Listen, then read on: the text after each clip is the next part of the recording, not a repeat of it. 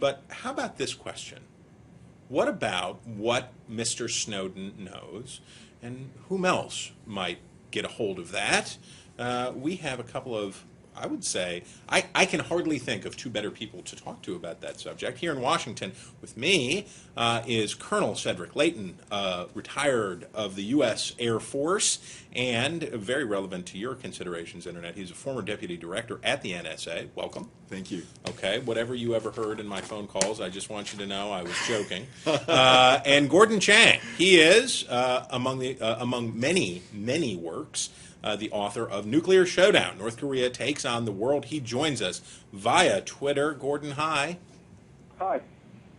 Or, you know what I mean, Skype. You can't join via Twitter. You're all joined via Twitter. Gordon, can you hear me out there on Skype land? I can hear you in Skype land. Oh, wonderful. Good. Okay, this is good.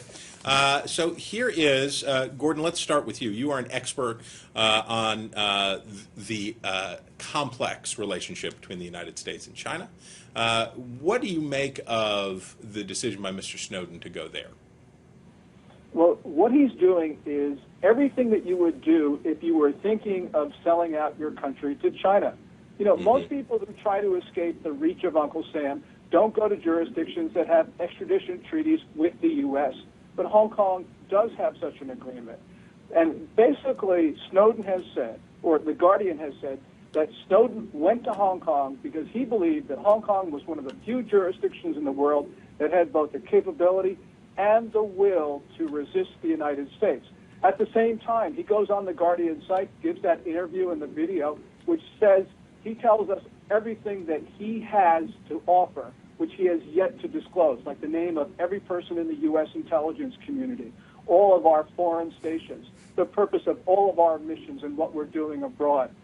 You know, clearly this is something that has got to be of the utmost concern to the United States. I don't know what's in Snowden's mind, but clearly he is taking preparatory steps to become a traitor.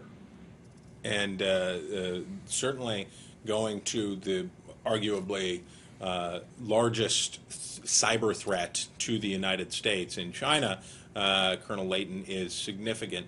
Mock Tink says this. I'm not happy that the government looks bad. I want to trust the government, but they don't give us any reason to. Before we get to Mr. Snowden and what he might tell China, the question for you is, it's reasonable for Americans not to trust this program, isn't it?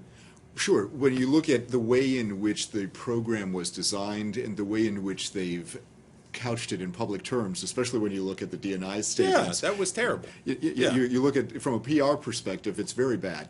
But when you see what it was supposed to do and you actually explain it, it's a little bit different. And you explain the reality of it. So let's start with that. The basic idea, Chris, is that these programs are there to do data mining for the purposes of laying a digital landscape that's out there. So that when you detect an anomaly in the digital landscape, you can say, hey, wait a second.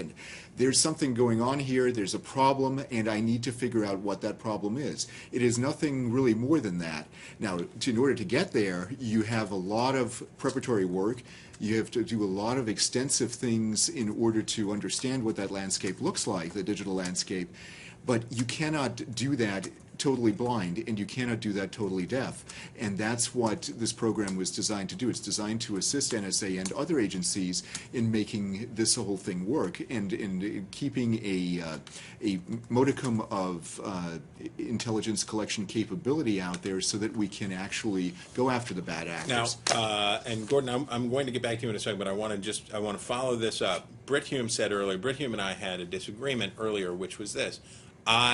Having taken a dim, hillbilly-like view of human nature, think that it is unlikely that this, in nearly a decade, is the first abuse. That the belief that this is the very first abuse of this was the public revelation of the program. What assurances do we have that there is accountability to protect us from abuse of other kinds? Sure. The way the program works, it has actual rules and laws that govern it.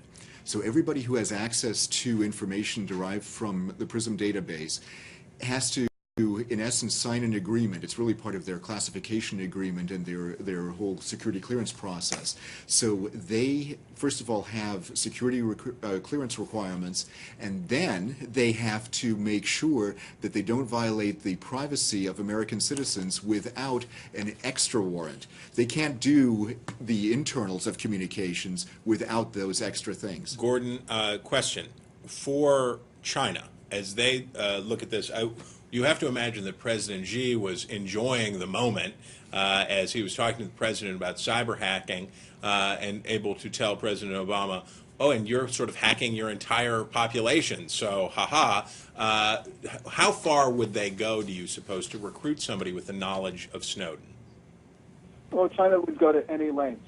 You got to remember that China has this grains of sand approach. What they do is they send out hundreds of people into the United States every month, asking them for coming back with just a little piece of information. So, for instance, how many cars cross a particular bridge in Iowa would be something that they'd be interested in. Well, if they're interested in that, then of course they're interested about the way the NSA works.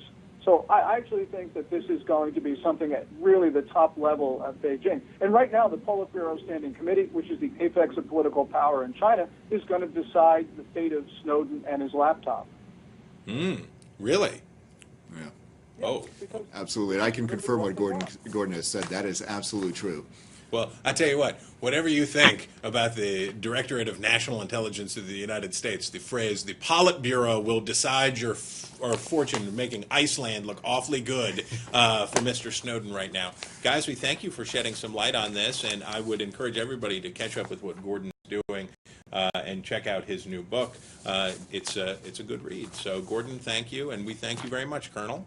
Thank you so much, Chris. Okay, Internet, we're going to take a quick break. But